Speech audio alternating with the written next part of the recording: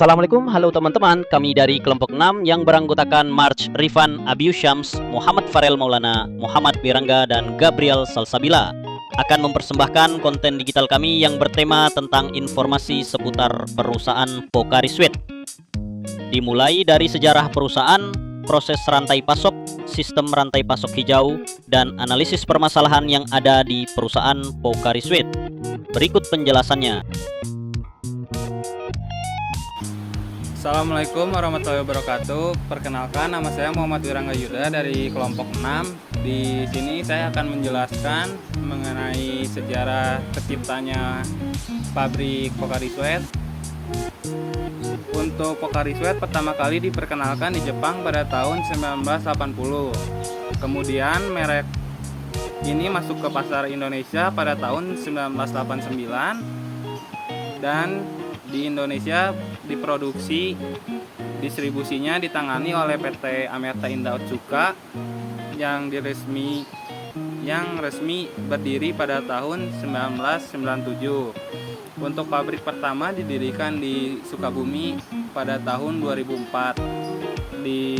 Dan kemudian pabrik kedua menyusul di Kejayaan Pasuruan pada tahun 2010. Serta untuk varian rasa terhadap Pocari Sweat ada dari 350 ml, 500 ml, 1 liter dan 2 liter. Serta ada versi sasetnya juga, saset bubuk yang berisi 15 gram. Kemudian ada yang versi ion water juga. Sekian penjelasan mengenai sejarah singkat produk Pocari Sweat dari saya. Oke, selanjutnya di sini saya dengan Muhammad Farel Maulana dari kelompok 6. Kali ini saya akan menjelaskan mengenai Green Supply Chain Management dari Pocari Sweat. GSCM atau Green Supply Chain Management adalah integrasi praktik ramah lingkungan dalam seluruh rantai pasok. Contoh dari Green Supply Chain Management dari Pocari Sweat, yang pertama, produksi ramah lingkungan. Pabrik Pocari Sweat didesain sebagai eco-factory yang hemat energi dan minim limbah. Contohnya, pabrik Kejayaan sudah memproduksi botol ramah lingkungan sejak awal beroperasi. Yang kedua, ada kemasan ringan dan dapat didaur ulang.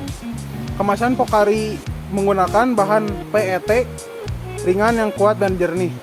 Otsuka Group menargetkan 100% bahan botol berbasis tanaman dan daur ulang pada tahun 2030. Selanjutnya, yang ketiga, pengelolaan air berkelanjutan. Air yang digunakan berasal dari pegunungan dan demineralisasi untuk memastikan kejernihan dan kualitas optimal.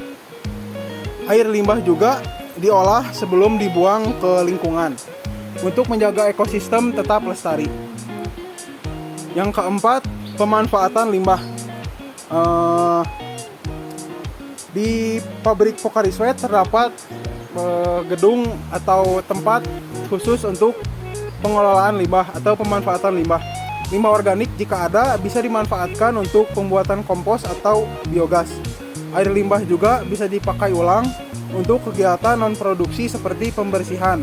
Tetapi air limbah tersebut harus dinetralisasikan terlebih dahulu sebelum digunakan untuk lingkungan. Dan yang terakhir,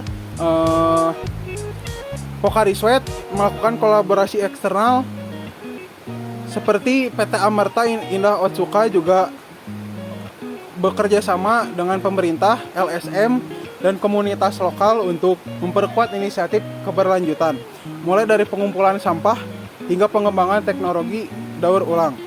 Semuanya dikerjakan secara kolaboratif. Halo semuanya, sekarang saya akan menjelaskan tentang hulu pengadaan bahan baku. Di tahap hulu, perusahaan sangat fokus pada pemilihan pemasok bahan baku berkualitas tinggi seperti air, gula, dan elektronik. Pemilihan lokasi pabrik juga didasarkan pada akses air yang bersih dan alami. Misalnya pabrik Kejayaan dipilih karena lokasi dekat dengan sumber air berkualitas tinggi. Hal ini penting untuk menjaga kualitas minuman sekaligus menekan biaya logistik. Yang kedua itu internal, proses produksi otomatis dan higienis. Selanjutnya, proses produksi Pocari Sweat dilakukan secara otomatis dari pembentukan botol hingga pengemasan. Setiap tahap diawasi dengan kontrol kualitas ketat. Botol dibentuk dari platform menggunakan udara, direndam air panas untuk sterilisasi, diisi larutan steril, ditambahkan nitrogen cair, lalu ditutup dengan penutup steril. Setelah itu, produk dikemas dan siap didistribusikan. Yang ketiga itu hilir, distribusi dan pemasaran. Setelah diproduksi, produk disimpan di gudang dan dikirim melalui jaringan distribusi yang luas, mencakup supermarket, minimarket hingga warung. Distribusi juga didukung oleh tenaga salesman yang menjangkau toko-toko langsung. Pemasaran dilakukan secara aktif melalui promosi iklan dan edukasi tentang manfaat Pocari Sweat, terutama dalam menggantikan cairan tubuh. Sekian. Oke, selanjutnya bersama saya Marsrifan Abiusyam. Di sini saya akan menjelaskan beberapa permasalahan yang terdapat pada perusahaan PT Amerta Indah Otsuka atau Pocari Sweat, perusahaan yang memproduksi Pocari Sweat. Yang pertama yaitu permintaan konsumen yang tidak stabil. Itu meliputi seperti musim panas, event olahraga, bahkan pandemi membuat permintaan daripada Pocari Sweat itu bersifat fluktuatif, bisa naik bisa turun. Ya, mungkin solusi yang dapat diselesaikan yaitu menggunakan forecasting berbasis data historis, baik itu 3 bulan ataupun 12 bulan ke belakang. Yang kedua yaitu mengadopsi sistem CPFR untuk kolaborasi lebih akurat antar produsen dengan reseller juga. Kemudian permasalahan yang kedua yaitu persaingan pasar yang ketat, kemudian tren yang berubah cepat, dan yang terakhir yaitu kompetitor yang semakin menjamur atau banyak.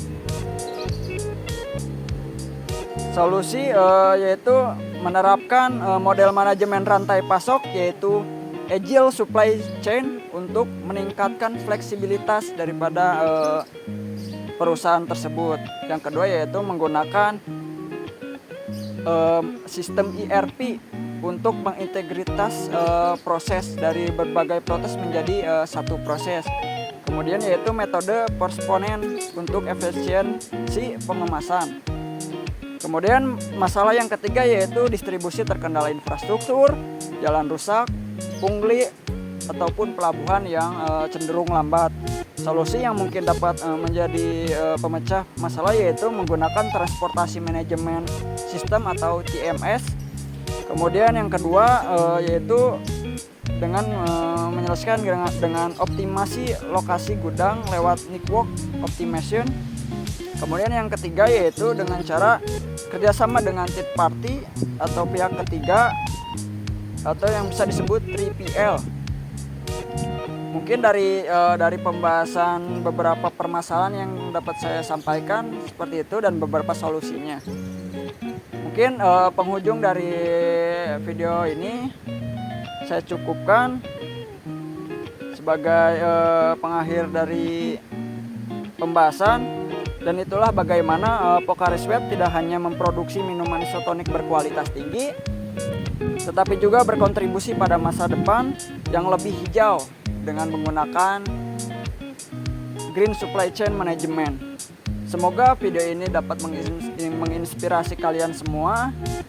Jangan lupa like and comment, subscribe juga jika kalian ingin tahu lebih banyak tentang dunia industri dan keberlanjutan. Sekian dari saya, dari kelompok 6, salam